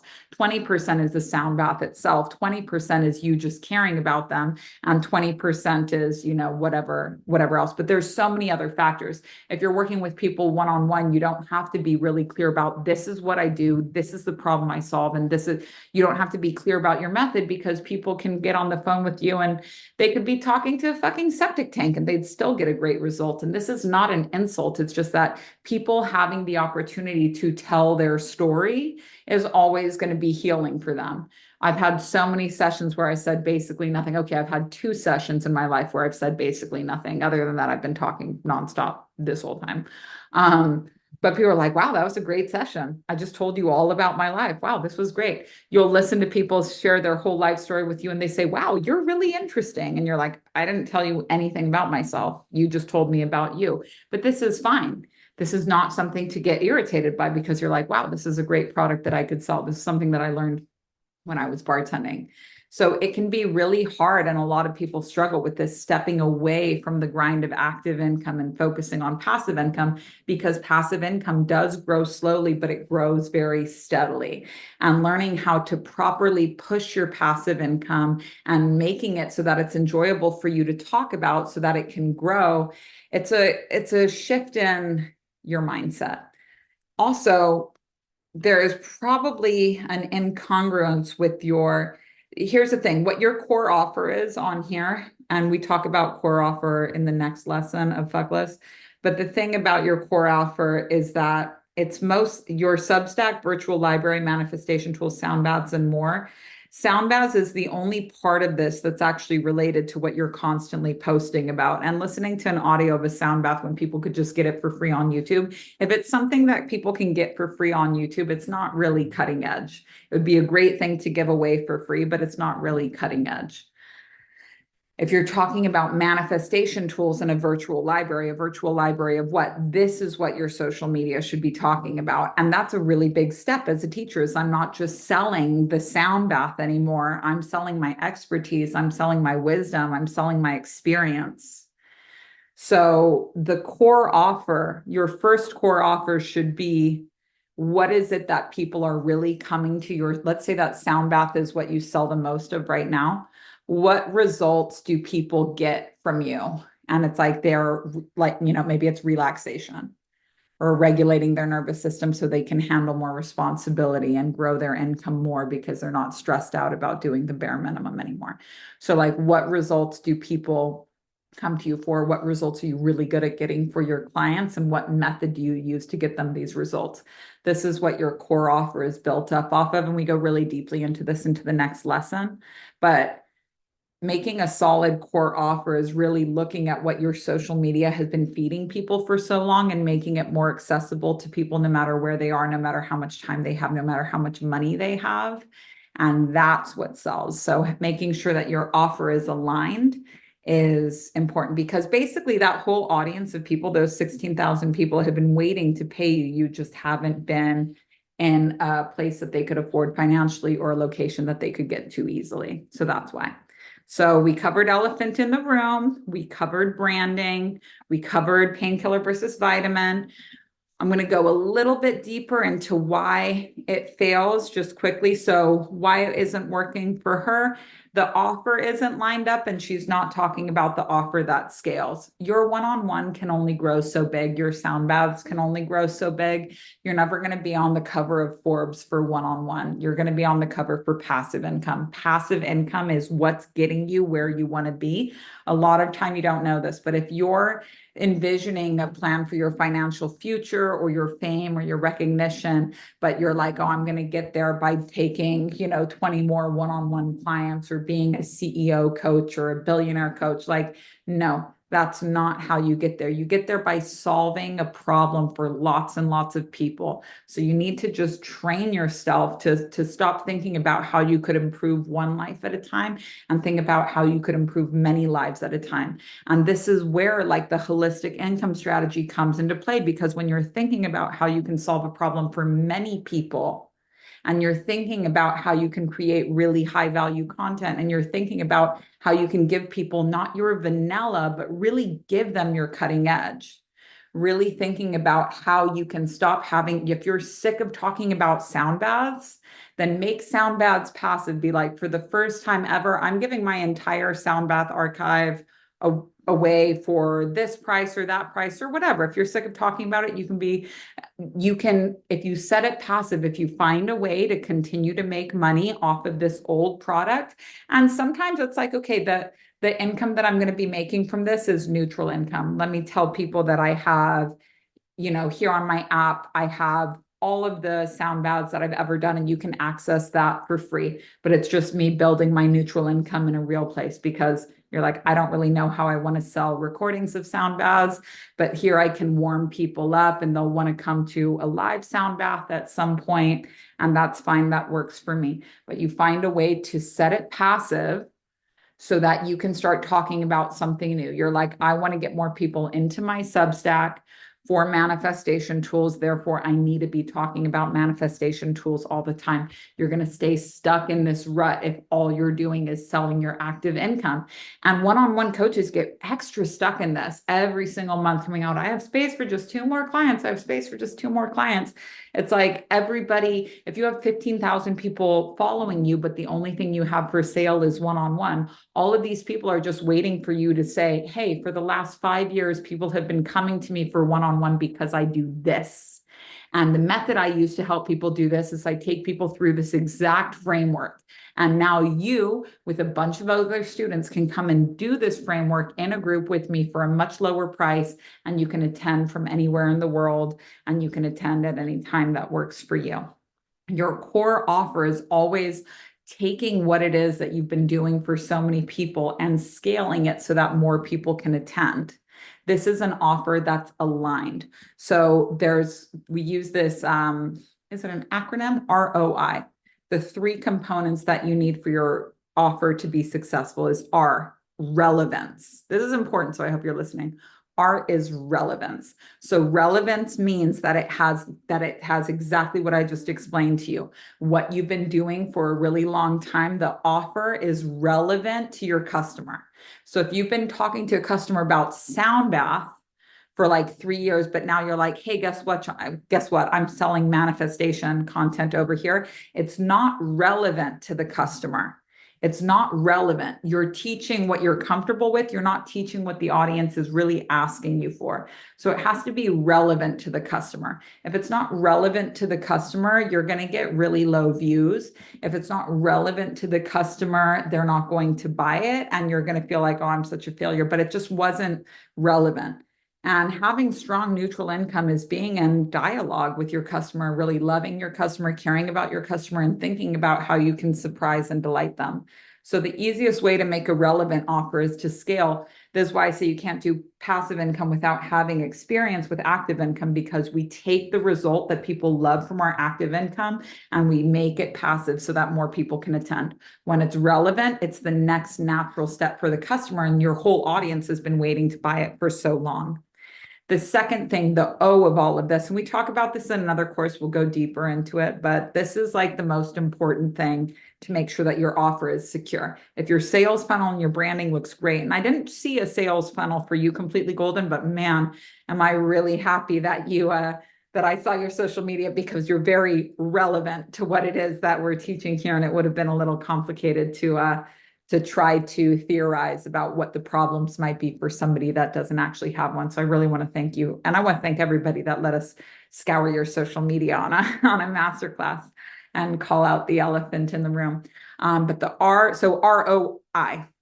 R, relevance. O is omnipresence. And omnipresence is understanding that people need to hear about something over and over and over again. It needs to be omnipresent. You need to be on as many platforms as possible, telling them the same thing, because when it only takes like maybe 10 posts of telling someone the same thing over and over. I'm an expert on this thing. I'm an expert on this thing, for you to become the voice for them. And when you're the voice, it doesn't matter how much it is. If you keep showing up and telling people consistently, I'm an expert on this, they start to believe that you're the only person on social media talking about this. And when you're the only person on social media talking about this for them, it doesn't matter how much it is. It doesn't matter how many other people are doing it. It doesn't matter what it is. They will buy from you. The same way I said, look, now I could have probably learned how to do a sales funnel for less. It's here for $8.99. I spent $10K after spending $40K to learn this. But in my mind, he was the only person talking about it. Therefore, It didn't matter how much it was. I'm here to learn it. I'm here to learn it from you. Let's fucking do this. And I'll steal everything that I can, including the ROI framework. This coach's name was Scott Oldford, very, very talented coach, very fucking expensive. Whew. Very fucking expensive. So that's the is you need to learn how to show up over and over again. So completely golden for you, learning how to talk over and over and over again, not just about these different tools that are in the scalable part of your business, but join my Substack, sign up for my free lead magnet, come and do this, and directing people to the sales funnel. Now, I don't know if you have a sales funnel here, but if you're trying to get people into your Substack, what do people need to know in order to become a customer? And taking them, no matter how cheap the product is, it needs a full-on launch. And this can be especially aggravating with books, but no matter how cheap the product is, it needs to be launched properly. If something isn't succeeding, it's because it wasn't launched properly. If we have a product that's relevant, if you're showing up with omnipresence, and then the last one is intimacy. And intimacy is making sure that there's always a little bit of real live you in there. The book is the only thing, and a book is so much work for so little money. A book is the only true piece of passive income that is completely standalone. Ideally, everything else would get a little bit of live from you, a little bit of intimacy. You need intimacy to make it a good product. So whether it's answering Q&A, whether it's showing up and doing a live masterclass, whether it's making sure that you have a question sticker up, people need to be able to get a little bit of intimacy from you. And a lot of entrepreneurs are like, oh, I just want to leave the rat race. I just, just how can I create this vision of myself where I never have to interact with anybody again? This isn't what you came here to do. You came here to be with humanity. So help them out. I post passive aggressive content. Okay, this I've got to read. I post passive aggressive content because I'm just like, why? I have a nice business tattooing. I discovered I'm a damn good teacher for newbies and have a tiny passive income from my studio. But how can I grow and be more authentic? So for you, growing and being more authentic is figuring out what type of tattoos you love to do the most and letting your art speak for itself. So really, really narrowing it down. It's like, what do people, and this is you can also find your core offer as a tattoo artist. Like, what do people come to me for the most? What is it that I'm really good at getting for people? What is it that I'm super passionate about? What method do I use? And then really allowing your social media, basically what passive income looks like or can look like for you in tattooing is really becoming known for a specific style, really becoming, who I love as an example of this is, it's not Dr. Wu, it's the Bang Bang tattoo guy. The guy that started Bang Bang NYC decided that instead of getting irritated that people were coming to him for very small tattoos, he got a lot of celebrity clientele. He did like Rihanna's tattoos and but very small tattoos. And what made him different is that, and in his bio, it was wonderful. He said, small tattoos matter. It used to be back then that like tattooing is very different. But it used to be back then that like you would feel kind of ashamed or embarrassed to go into a tattoo shop and just get a tiny little tattoo, or the tattoo artist would give you shit, or you're walking up to really heavily tattooed people, you're half drunk and you want to get this little tiny thing and they're kind of making fun of you about it. This guy at Bang Bang NYC did something totally different where he was like, no, I'm going to treat, and I understand that this is your first tattoo and this tiny little tattoo is like the biggest fucking deal to you. So I'm going to treat it like it's a really, really big deal. And I'm going to draw it up and change the placement of it 100 times to be like, oh, wow, this is so sick. This is so badass. And as a result, he got like all celebrity clientele because celebrities needed non-visible tattoos and they wanted to go and get their little friend tattoos when they were drunk. This guy's tattoo shop fucking blew up. And he gets flown all over the world to do little tiny fucking bangers on, a few people, gets paid so much for the easiest line of work. And it was just because instead of getting annoyed by small tattoos, he treated them like they were really, really important. And he offloaded. So what were the conversations that he was sick of having?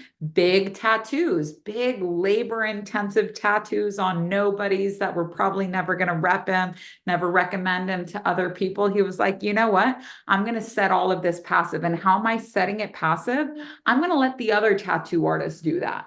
I'm going to focus on what it is that only I can do. Very small, intricate little tattoos. Then how did he set that thing passive? He opened up a whole shop that now has like, 10, 12 different artists working on it that just specialize in small little tattoos. So that is where I think it's about deciding if you had a roster full, and when you do the customer avatar work, if I had a roster full of clients like this, if I had a roster full of clients like this, how happy would I be? What would my life look like if I was paying my entire rent or paying the entire mortgage on my house and also on my studio just off of a few clients like this? What would I want it to look like? Would I want to show up over and over again working on these super niche back pieces? Man, I wish I had the scarification lady, her tattoos, that artist. I wish I knew him. I'll post him on my story. I think you've seen it before, but I follow this scarification lady, and she has the fucking best tattoos I've ever She's seen. also a tattoo artist though, as well, right? Is she? I don't think so. If she is a tattoo artist, I don't know about it because she's chosen to focus on scarification. She does scarification better than anyone else that I've ever seen. But her tattoos are also amazing. But it's really about relaxing into your niche and finding a way to stop doing the tattoos you don't enjoy so you can focus more on the tattoos you do enjoy. And then as that style starts to become more and more refined, you can translate it into fine art. And a really good example of this is the tattoo artist M on social media. He's M Westrup, Westrup. He's from Copenhagen, but he translated, and I fucking love this because I love it when tattoo artists scale. He translated it into ceramics. So now he does tattoos on ceramics for people that want tattoos and they want something expensive, but they don't want it on their body. They want that combination of paying the premium, getting a tattoo aesthetic, and have a piece that is unique to them. And they really want to pay a lot for it because that's part of the burn with like tattooing. They want it to be expensive. But now he's doing custom tiles and porcelain vases, and they look fucking awesome. And he's always sold out. And I just love to see people scaling their product up. So it's when you really relax into like, I want to do this type of tattoo and nothing else. And then your whole social media becomes really like a temple to this thing that you do that nobody else does. And you're saying no thank you to the stuff that's not for you so you can really focus on what is for you. Eventually, what distills out of that is your unique art style, which can then be translated onto any media. And then you can start selling products based on that. Now, everybody in the comments and everybody for life is going to tell me, hey, mommy, can you please check my elephant in the room? Like, why wouldn't you want this? It's getting your horoscope read for free. You need to go and check your own elephant in the room. And for people that are doing fuckless, don't come to Q&A and say, mommy, can you check my elephant? I will not. We're doing very specific homework checks this year. Once you have learned about what makes your content great and you are actively trying to improve your content, then I will check the elephant in the room after you've already been trying and after you have a sales funnel in place. But I'm not going to check it at the beginning because once you do this work, it's all going to change anyway. So that wraps up everything that I wanted to talk about today.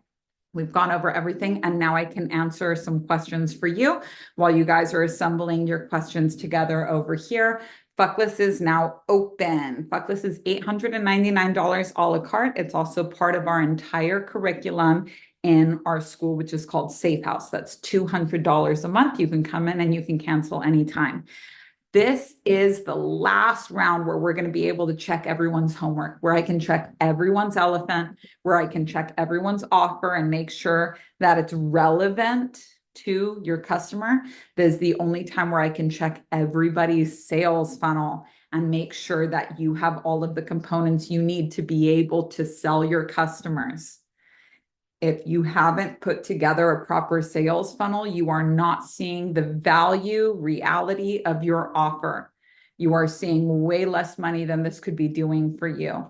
You will never know, and it'll take you a really long time. There'll always be one more thing you can add to launches until me, gives you a list of like, this is where it ends. If you do all of this, you've officially made a perfect sales funnel and it works. And now we can just tweak the little pieces of it, but you'll be able to hit this button over and over and make money without it being so much effort. If I've been able to do a complete launch and do all of this income right after having a baby, this should be a testament to you of how little work I've been able to reduce the generation of money in my business down to. Very, very little, but the income goes higher and higher and higher. So this is the last, I'll get to questions in a second. This is the last, cool. This is the last year that I'm able to check everyone's homework. Next year, we're going to have too many students and it's just going to have to be like, look, if you came to the Zoom call and you raised your hand and I saw you, you were able to be a case study and it was great, but I'm not able to do it for this volume. So if you want this business coaching experience where it's as close to one-on-one as you could get with me right now, me looking at your business and giving you feedback, there's a last year that you can do it. So you can join Safe House at any point. Mm-hmm. You can join Safe House at any point, but the deadline. So let me just show you. Oh, fuck, I can't show you. So this is by lesson 4 of Buckless. This is lesson 1. You can move through it as fast as you want. This is lesson 1 of Buckless. If you want to do, if you want me to check your homework, this is what I'm checking for you. I'm checking your elephant in the room later. I'm checking your core offer. So making sure that the pricing is right, that the relevance is right, the core offer. I'm also checking your sales funnel. So the opt-in page, lead magnet 1 and lead magnet 2. Now here's what's key. You will not be building out these lead magnets. You're just giving me the idea. So if you have an idea, here's my core offer. Here's what I'm going to have the first lead magnet be. Here's what I'm going to have the second lead magnet be. Just send me the ideas. I'll check them. And then I'll be like, cool, maybe tweak it like this. Maybe try it like this. Make sure that this one isn't so long. Make sure that this one is a little bit longer. Where's your relevance? Where's your omnipresence? Where's your intimacy? And then I'll be like, cool, looks good. Send it. Go out there and build it. Bam, you're ready to go. As soon as you have the concept, I can check the concept. Some people, they're not going to be ready to do this until they've been in school for, a couple of weeks. They need to really be thinking about it. For other people, they're like, bam, bam, bam, I can sign off on that right away. But the deadline to turn in homework is the 15th of April. So you can do 1 lesson a week. You could do multiple lessons a week, but I'm giving you 6 weeks, a little bit more. I'm giving you the whole month of March and half of April to get through lesson 3 so I can check your homework. If you're turning in homework after April 14th, April 15th, I can't do it. It's going to take me, think about the math here. It's going to take me about 5 minutes for each of my 800 students to check everything and get it back to you. This is because I'm really good at what I do. Now, if that's literally, if 800 students each took a minute of my time, that would be 13 hours. What's 13 times 5? 54. Okay, that's dad math. So 56. I think that's really wrong. No, Dad, because let's see, 3 times 5 is 15. No, Dad, it'd be 65. So 65 hours of homework checks is how much I have on my plate right now. So the sooner you can get your homework in, the better. But if you turn it in after April 15th, I can't check it for you. I have to be done with this at some point. I can't just be checking homework all fucking year long. So the sooner you get in, the better. And you'll be able to see as soon as you have your Google Doc filled out. I wish I could share it with you, but I'll share it in an email. You guys will see, and you guys will see it in Fucklist by like 3 o'clock today.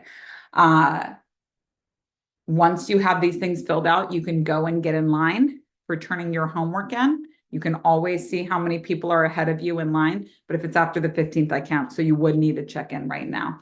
Okay, who has a question? Paula says, Fuckless is amazing. I can't recommend it enough. I did the digital version in the membership and I'll do the live now. Well, it's not live. No, because it's not live. It's literally a passive course. I cannot improve on the videos that are there. The only reason that I'm here doing this video live is because there always needs to be an intimacy component. So the intimacy component was a live masterclass here, and then it's going to be the homework checks. Paula, you don't have to do this again. What you're going to do is use the same formula that you've learned, and you're just going to apply it to the other products that you have. So the core offer, so now make a new core offer, now make a new sales funnel for the core offer, align your content to this new core offer that you're pitching. You've set your vanilla passive. Now hit your cutting edge. What is the next thing that you're wanting to teach? So you got really comfortable in the world of nutrition. You got really comfortable in the world of yoga. Now there's something new that you're wanting to teach that's deeper. You want to get your homework checked? I checked your homework. You don't need every little piece of homework checked. Girl, you're good. Like, I'm fucking serious.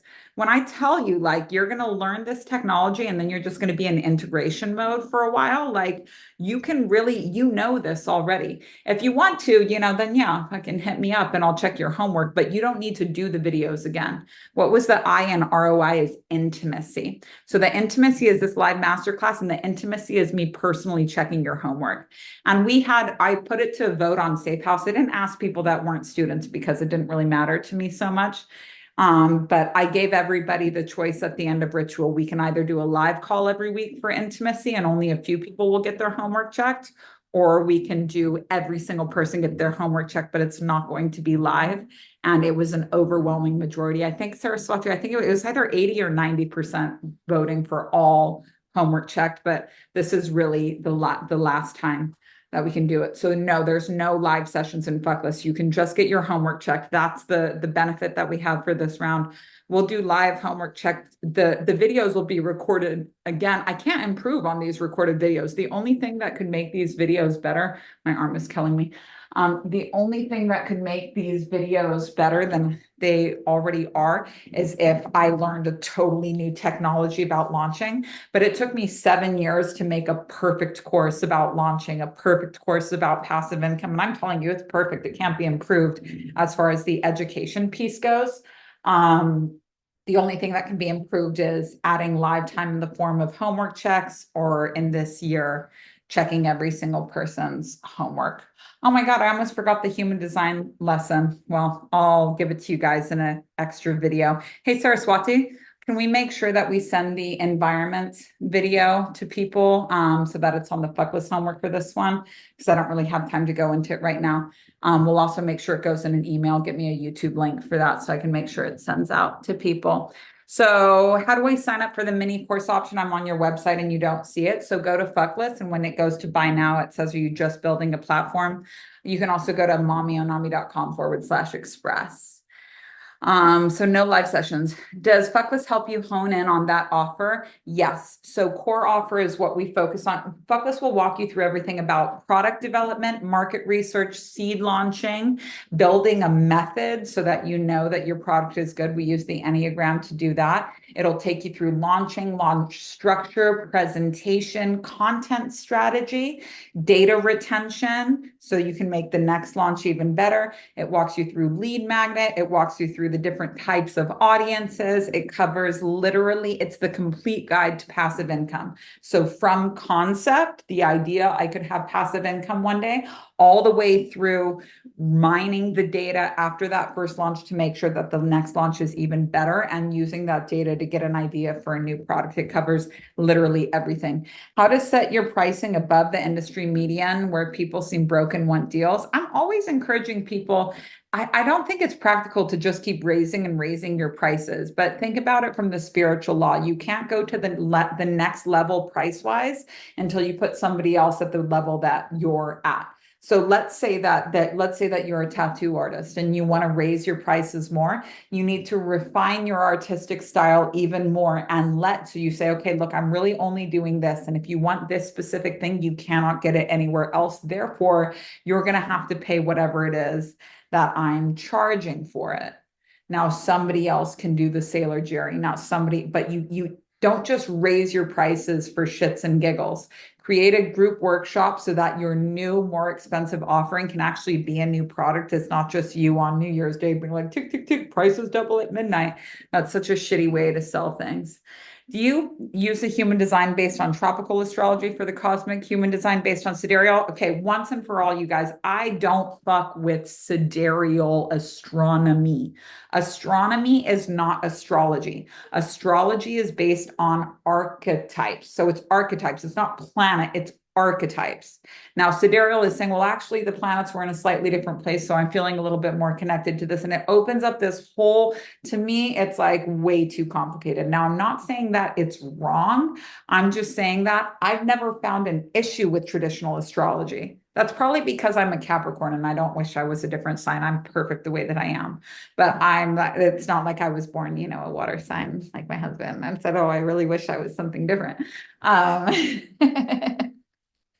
but I've never had an issue with traditional astrology. And human design is so much more specific than traditional astrology. It's super practical, but people have a really hard time hearing things that they don't like about themselves. So someone says, oh, you're a Virgo, you might be like this, and they say, well, I really don't like the way that sounds. I think I'd rather be a Sagittarius. And then it's like sidereal astronomy comes in and says, hey, guess what the planets have actually shifted around and you're in a slightly different position. Like, I don't fuck with any of that. Now, I'm not an astrologer and I'm not a numerologist or anything like that, but a friend of mine is like one of the most sought after astrologers in Los Angeles. People pay so much to hear him give them readings. And when I asked him about sidereal astrology, he told me, bar none, astrology is not astronomy. So we are using the classic human design system. And all of you should have read the Fuckless book already to get an idea of what human design is, how we use it in this course, et cetera, et cetera. Biggest piece of advice for a projector starting a page. My biggest advice for anyone starting a page is just fucking do it. Quit whining and do it. You mentioned reflectors follow conscious moon and not the sun. Is that also for profiles? No, reflectors are the 1% of human design. They follow a very unique path. And if definitely find out if you're a reflector or not, because like reflectors will, every other strategy will be very appetizing to them, but there is one very unique strategy that is for them and them only. And they have a different way of doing school. They have a different level of support that they need from me. There's boundaries that they need to know about before they come into a group setting. And there is nothing more painful to me than like an undiagnosed reflector, because they'll just try so hard, they'll just really try so hard and none of it will work. And everyone goes, oh, reflector, the unicorns. All the reflectors I know are like, I don't want to be a unicorn. Like, I just want to be able to do things the way that other people do them. Let me see. How much content should be allocated to the passive income offer? Should it be proportional to the income goal when we start talking about something new? So this is a really good question, because I've never been somebody that just has like one niche. I teach on a lot of different topics. And when I'm launching a new workshop, I usually give myself 21 days of posting online, advertising my lead magnet, bringing people into that funnel, and basically demonstrating my authority in the space. I usually give it about 21 days per offer, and every piece of content is going towards that for at least 3 weeks, if not a month. That is definitely what I do there. When we sign up for Fuckless, do we receive content now and live starts in May or March? People are a little bit confused about this. Oh, no, it's not people. It's just the same person. This is a passive income workshop for me and for you. This is a great way to see what passive income is. A lot of the content you guys saw on my social media this year was reused and repurposed from last year, because I have a brand new baby. I'm not like, recording all fresh new content. But all of the video calls are recorded. It's the homework checks specifically that are live. Now, you're either somebody that immediately sees the value in that or doesn't. But in case you're not clear of the value of that, to be able to get me to look at your business and not just speak to a group, but to speak to you specifically about your content and your product, this is a service that people only ever get when they're working one-on-one with the teacher. To be able to get one-on-one experience for $200 a month, you either immediately see the value in this or you don't. But if you kind of do and you're acting against it because you're like, wow, I really want live, you could either have live, or you could have, and next year it's not going to be live. These videos are going to be recorded. Live next year is going to be a homework check where a few people get their homework checks. For this year, I'm checking every single person's homework. Every single student is getting a little sliver of the one-on-one experience with me. Now, you either see the value in this right away and act on it and try and be first in line to get your homework checked, or you don't, and the ship sails and it never comes back. So this is not me putting the scarcity button on you. I'm telling you for fucking real. Right now, I'm making a 65-hour homework check commitment. I'm not doing that again next year, because next year I'm only going to have more students. So that's what it's going to be. All right, you guys, and you know what? I am going to do let's leave on a human design note. Let's leave on a human design note because this is something that you definitely have to learn. Oh, but I can't share a screen with you guys on this. Okay, so whatever. I'll make sure that in the replay, I'll teach you how to use your environment. Basically, every single person has a place where their person, where their human form doesn't meet any resistance. So when you go to this place, the ideas flow to you naturally. If you're stuck, you get unstuck in this place. So for me, it's kitchens. For my husband, it's valleys. For my daughter, Wiley, it's shores. For my daughter, Tyga, it's markets. In addition to that, we have caves and mountains. So if you are struggling to get a content idea, if you're struggling to get a content idea, I would like you to go to your environment, and I want you to go in your environment with this goal of like, I want to tell people my why I'm making this post, or why I need to launch this product, or why I do sound baths, or why I'm a dancer. And I want you to think about the different things that we've talked about here. I want you to have this intention of like, I'm going to make the first piece of content for every single launch for the rest of your life. The first piece of content should always be the brand story. Why did you decide you wanted to be a teacher? Why did you decide you wanted to do sound healings? Why did you decide that you wanted to teach a workshop on passive income? And when you go to the why, you realize that it started with the pain that you wanted to solve. So why are you doing this? And as you're working on this content idea, this is the content idea that always opens up the floor because people start to comment, and then you can respond to comments, and then the rest of the ideas kind of flow after this. But whatever it is that you're currently doing, what your vanilla is, what you're experienced with, whether you're selling human design readings, whether you're selling yoga, whether you're selling nutrition, whether you're selling whatever, the first piece of content should always be the brand story. And I want you to experiment what it's like to get a content idea easily by taking this intention and going to your environment. So if you are somebody, you can look up your human design chart. And on your human design chart, I use Maya Mechanics for everything. But please note, when you use Maya Mechanics, their structure is like month, day, year, and not day, month, year, or whatever the reverse is. It's a weird way. So make sure you're really looking what the month, what the day, what the year is. I use Maya Mechanics for everything. That's MAIA, Maya Mechanics. When you go on there, it says your environment. So if you are a mountains environment, then you get your best ideas and your human meets no resistance when you're at altitude. So this could be walking over the Williamsburg Bridge. This could be taking a hike. This could be climbing a tree. This could be looking out from a penthouse. But when you get higher up in elevation, your human form meets no resistance. So if you are a mountains environment, please get yourself at an altitude the whole time saying, hey, why am I doing this? What is the story that I'm here? Why am I, if you are just starting a brand new platform, why am I back on Instagram? Why am I here? Just share the story. If you are somebody with a caves environment, you are somebody that's complete opposite than mountains. You want to be in a place where there's one entrance and you have and one exit where you're safe. You love a little nook. You love being under your little blanket. Take yourself into a small little closed environment. Maybe you set up for the first time in your house a little nook for yourself where there's one entrance and one exit and you are safe. There's no surprises coming from behind you. And ask myself, what is my brand story? What is my origin story? What is my why behind all of this? If you are a markets environment, you like to be in high contrast experiences where there's lots of little things to pick and choose from. So the flea market, the thrift store is also an example of a market because they have so many different things and you never know what you're going to get.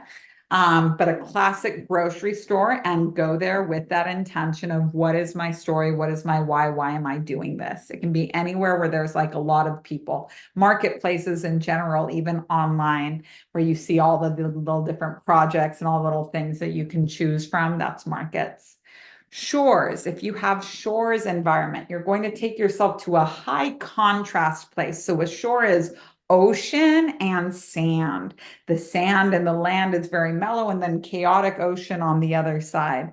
Another example of this would be like sitting at a restaurant, like a sushi bar. So they're making the sushi right here, and then behind you is the bustling restaurant. So here's the kitchen, and here's the people eating it. It's high contrast. They're very calm and mellow, putting the food together right there, and everybody's enjoying it over there. You're going to go to your environment, and you are going, a bar wouldn't be the exact same, but I guess actually a bar would be the same. But don't go to a bar and get trashed and be like, why did I decide to come to this bar today? Mommy and Nami told me so. I did not. But go to a high contrast environment and ask yourself, why are you doing this thing? Why are you posting this piece of content? Why did you start in your line of work or whatever? The next one is kitchens, which is me. And kitchens is any place where a transformation is happening. So for me, I'm in the actual kitchen a lot. You always see me there, but making tea. It's where something's being transformed. So the tea goes in as leaves, and leaves as a whole liquid that just tastes like water to me. A laundry room is another kitchen-like environment that I love. The clothes go in dirty, they come out clean, they get processed. It's where like a process is happening. So go there and find your why. Your human needs meets no resistance there. The other one is valleys. And valleys is a really interesting one because valleys is very acoustic. A valley is a safe space where you can see all around you, So somebody that's in valleys also needs it to be, they're seeing with their ears as well. So it's the ability that my husband and son are both valleys, and they like can't think when there's background music or background noise. They need like everything to be quiet, you can't see if you can't hear. So being in a space that's open and quiet where you can see all around you. So the middle of a park would be a good example of that. So do we do everything? Mountains, shores, caves, markets, kitchens, and valleys? Yes, that's everything. Your best ideas will come for you when you're in your designated environment. This is called environments. This is, Is there a lesson that helps map out the story so it comes out in layers and cohesive and not just a big dump? Yes. So lesson 4 on the internal side, lesson 4 on the internal. So every module of Fuckless has an external side, which is the business side of it. And then the internal side, which is the internal work that you need to do to become authentic. When we get to your story, which is point 4, so lesson 5.4, you will learn the practice that it takes to tell your story, and we will give you a specific worksheet for getting clear about the ups and downs of your story so that you can come to a place of acceptance with it and share it much faster, because you're not like working it out or like self-therapying while it's happening. You can just communicate it clearly. So when you're doing Fuckless Express, what you're getting is the 0 to 40K strategy, because like I said, if you just need one-on-one experience or active income experience, you just need to do the 0 to 40K strategy over and over. We can help you narrow down your social media and we can make you authentic, but you're not far enough in business to be able to benefit from some of these more advanced business tools. So you'll work the 0 to 40K strategy for like a year or so, and then you'll come back around and finish Fuckless when you're ready to build an actual sales funnel. Yeah. For homework checks this round, are we putting all homework from each lesson into one doc for you to review before 4:15? I will literally show you the doc. I will literally send it to you in the email that gets this replay. I'll have Saraswati send it out as well. But what I'm checking from you is your core offer and your sales funnel. And when you have your core offer and your sales funnel, which you'll learn in the course by the end of lesson 3.2, you'll know how to fill this out. That doesn't mean you'll have the idea right away, but you'll know what needs to be there. And at that point, I'll check your elephant in the room as well. So you're going to be just filling out the same Google Doc over and over. The only reason I hadn't released it yet is that sometimes I throw an extra thing in when I come and do a live. And so I just wanted to make sure that that was the final form before. How many people should be an audience if I have lots of experience with active income in order to do the full Fuckless? It doesn't matter how many people are in the audience. If you have lots of experience with active income, you're ready to do this now.